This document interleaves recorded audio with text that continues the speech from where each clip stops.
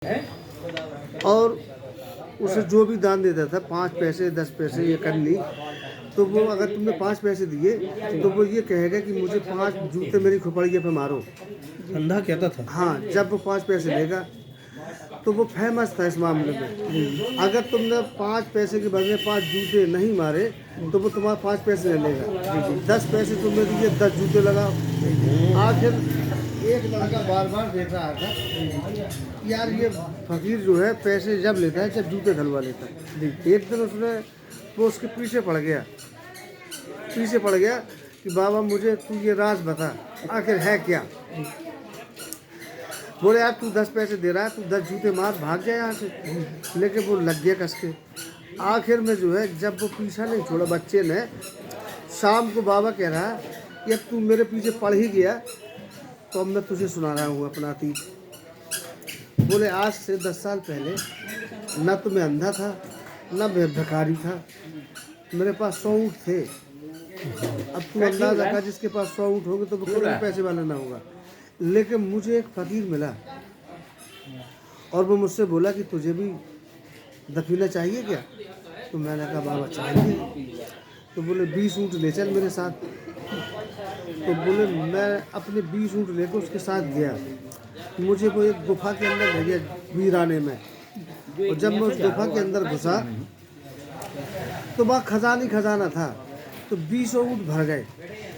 भरने के बाद जब हम लोग बाहर निकले तो फकीर बोला कि इसमें से 5 ऊँट मुझे दे दे। 5 मुझे दे दे, 15 तू ले जा। तो बोले मैं 15 ऊँट लेके बाबा पठान वाली की तरफ को गया और वो 5 ऊँट लेके टीकमगढ़ की रोड की तरफ को गया। निकाल के बता रहा है अपने। अब मैं अभी घाटी पर पहुंचा ही था कि मेरे दिमाग में फिर आया कि यार वो फकीर आदमी क्या करेगा 5 ऊँटों का। तो मैंने अपने ऊँट वहाँ रोके, मैं वापस पलटा और पलटने के बाद मैंने उस साधु को रोका फकीर को। मैंने कहा बाबा रुक जरा। बाबा ठहर गया। बोले क्या बात है।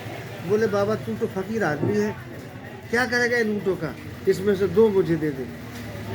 इस तरह से मैंने उसको 2 और 1 करके 5 ऊँट उसके छीन लिए। अब इसके बाद फिर मेरा लालच बढ़ा तो फिर मैं पलटा, फिर पहुंचा।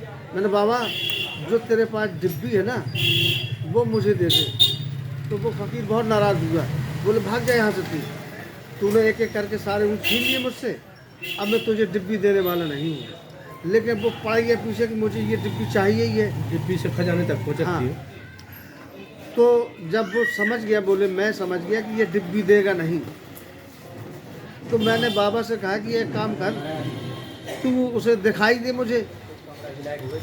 तो उसने कहा, उसने भी एक शर्त लगा दी कि मैं तुझे एक शर्त पे दिखाऊंगा। बोले कौन सी शर्त है। बोले तुझे उस डिब्बी को एक आँख से देखना होगा, अगर तूने दूसरी आँख खोल दी अंधा हो जाएगा। तो मैं तैयार हो गया उस शर्त को। मैंने कहा मैं एक आँख से देखूंगा।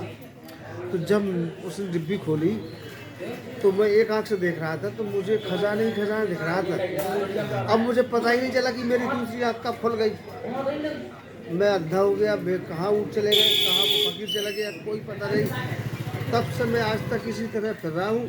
तो जब इतना खजाना मिलने के बाद, इतना पैसा होने के बाद मेरी ये खोपड़ी नहीं भरी तो मैं इसमें जूते घलवाता हूँ कि आज तू कभी भरने वाली नहीं है। इसलिए ये लालच बुरी बला है। जितना भी है संतुष्टि सबसे ज़्यादा सुखी है इंसान। सुखी है ना, संतोष रहने में ही जीवन खुशी है। और अगर संतोषी सदा सुखी।